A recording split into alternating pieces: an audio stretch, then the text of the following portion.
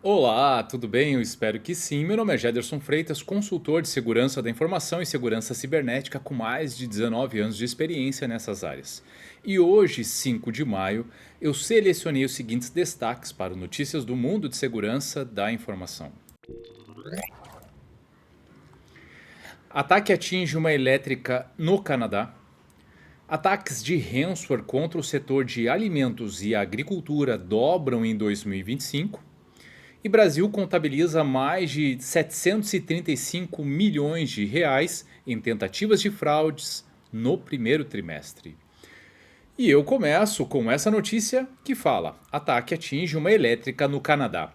A Emera Inc. e sua subsidiária Nova Scotia Power Inc. publicaram na segunda-feira um comunicado sobre um acesso não autorizado à rede canadense da Emera e a servidores que hospedam parte de seus aplicativos comerciais. Segundo a nota, o incidente não afetou as operações físicas da Nova Scotia Power, nem as concessionárias da Emera nos Estados Unidos e no Caribe. No entanto, a Nova Scotia Power informou que a falha comprometeu parte de suas linhas telefônicas e o portal de atendimento online. A linha de emergência para interrupções permanece em funcionamento. A empresa destacou que podem ocorrer atrasos no atendimento telefônico ao cliente durante a restauração dos sistemas. Após a identificação da ameaça, foram ativados os protocolos de resposta a incidentes, acionadas equipes especializadas em cibersegurança e adotadas medidas para conter e isolar os sistemas comprometidos. A polícia foi notificada. Não houve impacto na geração, transmissão ou distribuição da energia no Canadá, incluindo operações da Nova Scotia Power, o Maritime Link e o oleoduto Brunswick também não. As atividades nas demais concessionárias da Emera no exterior seguem operando normalmente. A Nova Scotia Power atende mais de 525 mil clientes na Nova Escócia, onde é responsável por 95% da geração e distribuição de energia. A Emera, com sede em Halifax, soma cerca de 2,5 milhões de clientes em 6 concessionárias. A empresa informou que o incidente não afetará a publicação dos resultados do primeiro trimestre de 2025, marcada para 8 de maio, e que não espera impacto financeiro relevante. Uma investigação interna está em andamento, com atualizações prometidas conforme surgirem novos dados. Claro, aqui a gente fala primeiro de um serviço crítico, que pelo que diz a matéria, não houve um impacto direto no abastecimento, fornecimento, etc. Então, o que é uma boa notícia, mas que impactou serviços outros, principalmente de atendimento a cliente.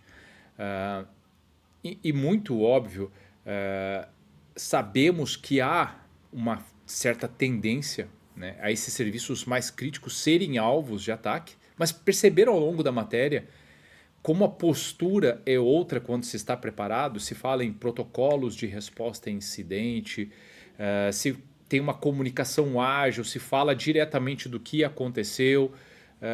Então isso é bastante importante. Quando se há uma maturidade adequada, se tem os controles, se tem os procedimentos, se sabe como se comunicar, a quem comunicar, isso é tudo muito importante, porque incidentes acontecem em todas as empresas. Todas as empresas, invariavelmente, claro, não estou falando aqui da magnitude do incidente em si, pode ser um incidente mais simples, um incidente com impacto ainda menor, mas eles acontecem. Se as empresas se preparam, se os times de segurança estão preparados para esse tipo de incidente, obviamente que a tratativa e os impactos tendem, obviamente, a serem menores. Ataques de ransomware contra o setor de alimentos e agricultura dobram em 2025. Grupos hackers especializados em ransomware intensificaram significativamente seus ataques contra o setor de alimentos e agricultura em 2025, após já demonstrarem interesse nesse alvo há algum tempo. O alerta foi dado por Jonathan Braley, diretor da Food and Agisac, Organização de Compartilhamento de Informações sobre Segurança Cibernética para o Setor, durante a RSA Conference na última quinta-feira. Braley não apenas chamou a atenção para o aumento alarmante nos incidentes de ransomware, mas também para a persistente falta de visibilidade sobre a real extensão do problema. Muitos casos nunca são reportados. Então, um ataque de ransomware acontece e nós nunca obtemos todos os detalhes, lamentou Bradley em entrevista à Record Future News durante a conferência. Eu gostaria que as empresas fossem mais abertas em falar sobre isso e compartilhar. Foi isso que eles usaram, foi assim que nós corrigimos, para que o resto de nós possa se prevenir. O aumento nos ataques começou no quarto trimestre de 2024 e se intensificou em 2025, com grande parte desse crescimento atribuída à exploração de uma popular plataforma de compartilhamento de arquivos pelo grupo Clop. No entanto, Bradley ressaltou que, mesmo desconsiderando os ataques atribuídos ao Clop, grupos de Ransom Hub e Akira continuaram a atacar o setor de alimentos de forma implacável. A Food and Edge Isaac obteve seus dados através de uma combinação de fontes de código aberto, monitoramento da Dark Web, informações de membros e compartilhamento entre membros do Conselho Nacional de Isaacs. O setor registrou 31 ataques em janeiro e 35 em fevereiro, antes de uma queda para 18 ataques em março. Os 84 ataques observados de janeiro a março representam mais que o dobro do número registrado no primeiro trimestre de 2024. Nas últimas semanas, houve múltiplos incidentes de alto perfil impactando o setor, incluindo um ataque em março ao maior produtor de frango da África do Sul, que custou à empresa mais de $1 milhão, e outro à maior usina de processamento de laticínios no sul da Sibéria. O relatório aponta que setores como alimentos, agricultura e manufatura geralmente enfrentam mais ataques de ransomware devido à tendência de possuírem equipamentos legados e sistemas de controle industrial mais antigos, tornando-os alvos mais fáceis. Cadeias de suprimento apertadas e modelos de entrega just-in-time também tornam as organizações de alimento e agricultura alvos atraentes para ataques de ransomware, acrescentou Bradley. Outra descoberta preocupante destacada por Bradley é a crescente participação do ransomware no cenário geral de ataques ao setor. Atualmente, o ransomware representa 53% de todos os ataques direcionados à indústria de alimentos. Recentemente, eu vi um debate falando sobre a diminuição dos ataques de ransomware, se ainda era algo que deveria ser levado em consideração na construção das estratégias, e é óbvio que sim. Os ataques de ransomware eles vão persistir, muito por conta de uma ineficiência de algumas indústrias, como a matéria ressaltou, não tenham a capacidade de proteger, trabalhem com sistemas legados, tenham altas dependências na cadeia de suprimentos, muitas vezes não investem, agora olhando um pouco mais o cenário do Brasil, muitas vezes não investem adequadamente em segurança, ou quando investem o fazem de maneira reativa, somente depois que o incidente de grande magnitude surge, né, acontece. Então esse cenário mostra que os ataques de ransomware eles vão persistir. E eles são ataques relativamente simples e que, para os criminosos, acabam gerando um retorno interessante. Então, assim, esses ataques eles vieram para ficar. Agora, como nós vamos nos preparar, como a postura de segurança vai ser implementada de forma a ter menor impacto em ataques desse tipo, é que realmente importa. O quanto nós estamos preparados em termos de proteção para evitar uma disseminação e uma parada completa dos serviços, o quanto nós estamos capacitados para detectar esse tipo de evento logo no seu começo, o quanto nós estamos preparados para responder a esse tipo de incidente de uma maneira rápida, de uma maneira transparente, de uma maneira a gerar menor impacto. Tudo isso precisa ser levado em consideração. É nisso que consiste uma boa estratégia de segurança, sem sombra de dúvidas. E na última matéria de hoje, Brasil contabiliza mais de 735 milhões em tentativas de fraude no primeiro trimestre. O Brasil registrou cerca de 572 mil tentativas fraudulentas no primeiro trimestre de 2025.